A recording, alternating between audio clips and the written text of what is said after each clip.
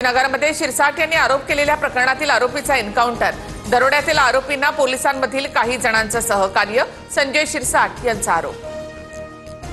नाशिकमध्ये बहिणीला प्रपोज केल्यानं तरुणाला मारहाण, डोक्याला दुखापत झाल्यामुळे नसीम शहा या तरुणाचा मृत्यू, चौघांवर गुन्हा दाखल।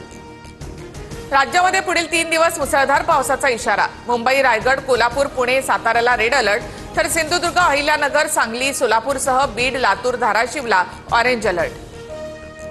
पावसामुळे राज्यामध्ये 34,842 हेक्टरवरील पिकांचं नुकसान, उन्हाळी कांदा, कडधान्य, आंबा मातीमोल, घरांमध्ये पाणी शिरलं। खबरदारी म्हणून राज्यभरात एनडीआरएफ आणि एसडीआरएफच्या 15 तुकड्या तैनात। मुंबईत पावसामुळे नुकसान झालेल्यांना तातडीनं भरपाई द्या, आदित्य ठाकरे यांची मागणी। मेट्रोचं काम अपूर्ण होतं, मग उद्घाटन का केलं, आदित्य ठाकरे यांचा सवाल।